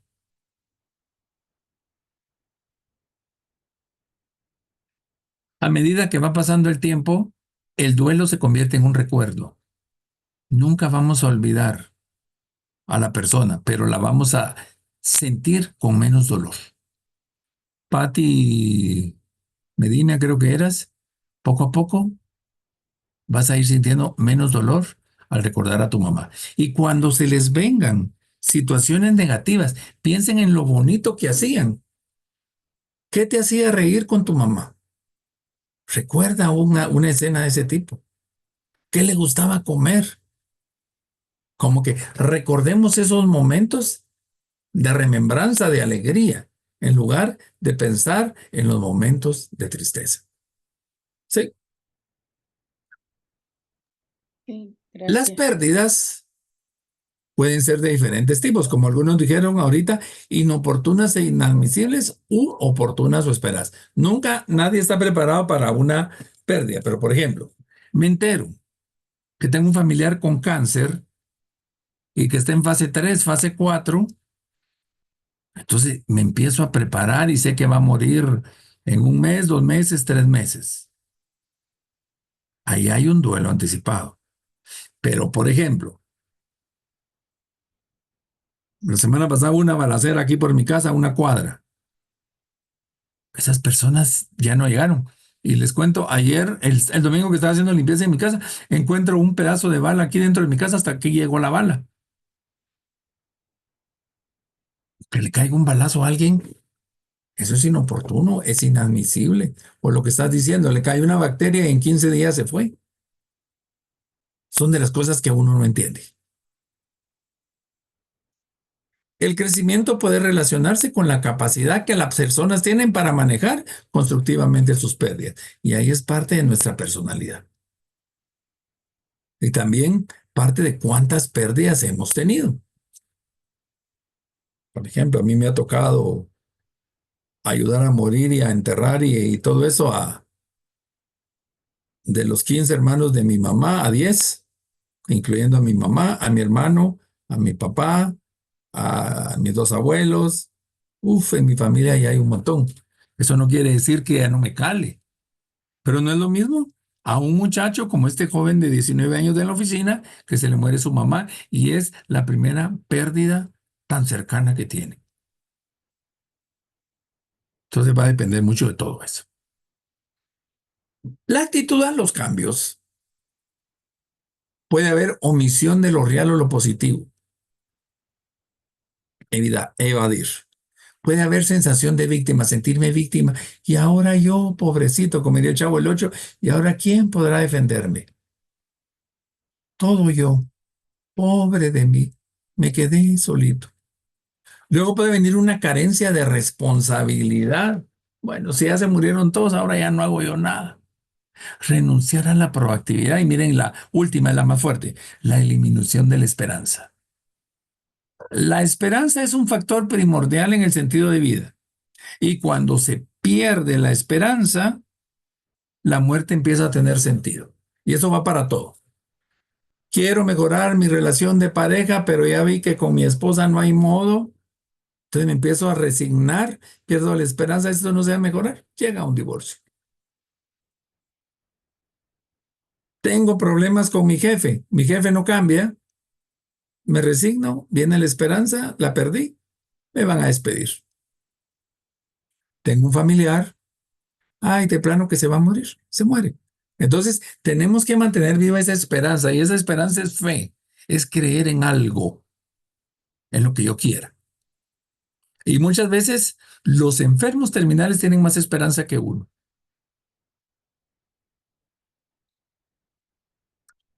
Las pérdidas, como le decía, es una expresión interna o externa de una experiencia negativa. Cuando es externa, yo saco toda mi cólera, vomito mi incomodidad ante los demás. Y cuando es interna, a través del diálogo interno, me platico. Y aquí les doy 4 preguntas que ustedes pueden utilizar con una persona que está en duelo. O Pati, ¿quién eres tú ante ti? En estos momentos de duelo, Pati, ¿quién eres tú ante los demás? Pati, en estos momentos de duelo, ¿quién eres tú ante tus capacidades o habilidades en tu entorno o ante las cosas? Pati, en estos momentos de duelo, ¿quién eres tú ante el futuro? ¿Quién eres tú? La pregunta. ¿Quién eres? ¿Cómo te sientes? Lo que perdiste ya se perdió, pero hoy, ¿qué significa para ti esa pérdida? Esa es la pregunta. ¿Quién eres? ¿Si estamos? ¿Preguntas, por favor?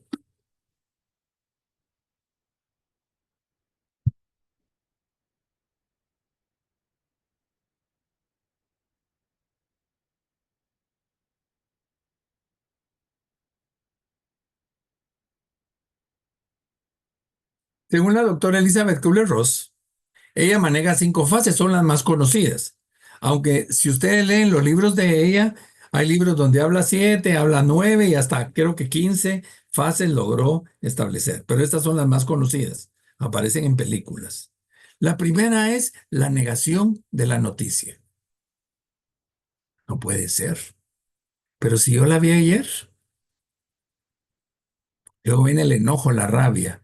Empezamos a pelear con el médico, con la familia, con el mismo muerto, con Dios, con uno mismo. Luego viene la negociación o regateo. Si me la hubieras dejado 20 días más, si con su corazoncito malo, corazón abierto y se hubiera quedado postradita, etcétera. Luego viene la depresión reactiva, que es la tristeza para llegar a la aceptación de lo sucedido. Hay personas que no cumplen las 5 fases, sino que de una vez van a la aceptación. Hay algunos que se quedan en la negación. Hay algunos que de la negación pasan a la tristeza y luego regresan al enojo. Lo van manejando hasta que se va disminuyendo ese proceso de duelo. ¿Alguna pregunta?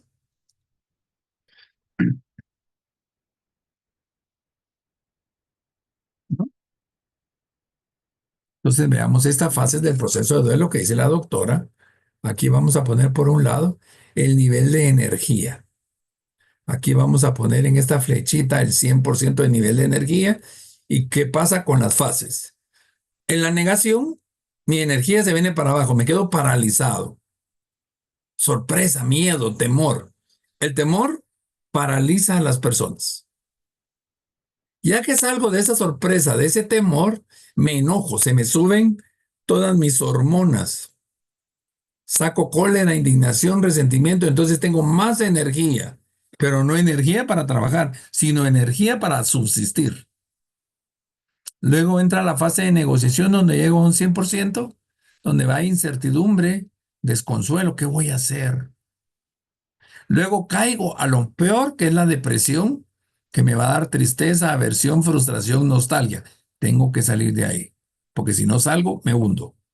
Hasta llegar a la aceptación, donde va a haber tranquilidad y confianza, y entonces nuestra energía va a llegar a donde estaba antes de la pérdida de la situación. Preguntas de esta gráfica.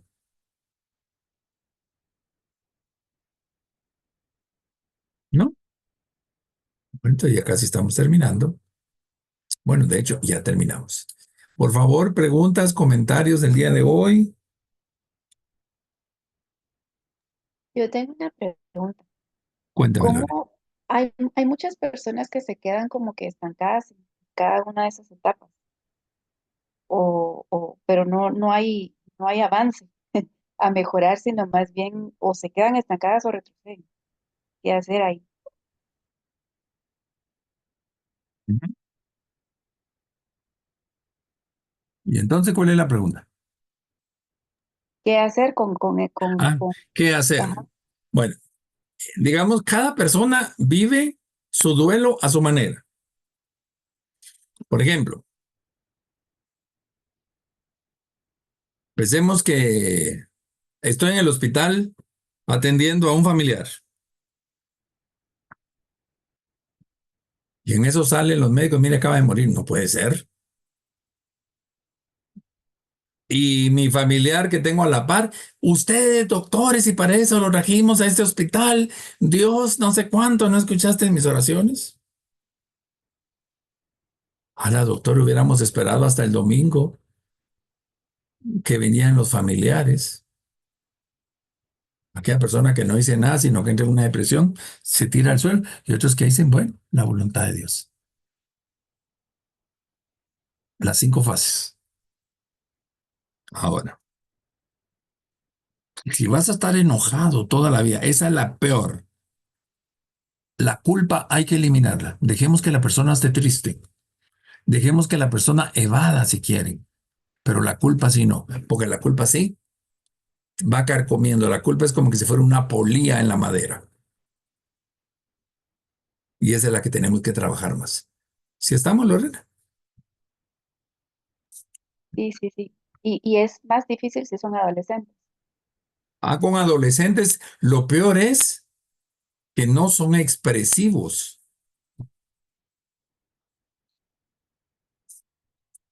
Muchos adolescentes, en momentos de muerte, de duelo, se encierran en su mundo sexual. Específicamente, más hombres que mujeres, masturbación. Cuéntame, Manu. Entonces, en este caso es de validar el dolor de la otra persona, me imagino, ¿verdad? Sí, y para validarlo le vamos a preguntar. Ok, muy bien. ¿Alguien más? El duelo anticipado siempre sería parte de esos 5 pasos, ¿verdad? El duelo, mira, cuando entra la enfermedad, automáticamente entra el duelo. Y el duelo anticipado es adelantarte al acontecimiento, que te genera preocupación. A veces te puede ayudar a canalizar, pero cuando ya pierdes a la persona, tu duelo anticipado cambia automáticamente. Creo que eso lo vamos a ver la otra semana. Manu, Muy- ¿levantaste la mano otra vez o la dejaste levantar? Sí. No, sí, tenía otra pregunta. ¿Sí? Al momento de validar el dolor, por ejemplo, el hombre es un poco más cerrado a la hora de la expresividad de sus sentimientos. Es por eso que la fase de depresión es eh, la que más marca la alerta en un hombre, porque estadísticamente el suicidio en hombres es mucho más alto, de hecho es un 80% más alto que el suicidio en mujeres. Entonces, eh, la, la, Pero solo, perdón, la- como suicidio consumado, sí, pero el sí, intento de suicidio, exacto. es mayor en las mujeres que en los hombres. Sí, me refiero Sí, al hecho de llevar a la acción, porque sí, correcto. el pensamiento sí existe para hombres y mujeres, sin embargo, llevarlo a la acción es mucho más activo en el tema de los varones. ¿Por qué? Porque no hay una expresividad de los sentimientos y la sociedad ha invalidado mucho el tema de la expresividad de los sentimientos de los hombres. En este caso es lo que yo entiendo con lo que usted me está indicando. Sí. Por eso las nuevas masculinidades, que es lo que se está trabajando mucho ahora, ¿verdad? Pero, por ejemplo, eso lo vamos a ver más adelante. Una mujer cuando se suicida busca cosas menos nocivas, porque dentro de la vanidad no se van a pegar un balazo porque les va a quedar deforme la cara. Lo piensan así. Mientras que el hombre es como más efectivo al momento de morirse, porque ese sí una vez va al balazo. La mujer puede ir a cortarse las venas. El hombre se va a ahorcar de una vez, etcétera, etcétera. Pero ese ya es otro tema. ¿De acuerdo? ¿Alguien más?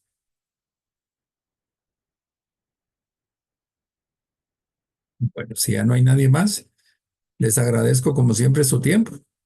Nos vemos el próximo martes, siempre a las 7 de la noche, que tendríamos la tercera sesión del módulo de nociones de tanatología. Gracias, buenas Gracias, noches. feliz noche. Gracias, feliz noche. Feliz Buenas noche. noches, nos Buenas vemos. noches. De una vez pidan mañana o 4 canciones, una para los jueves.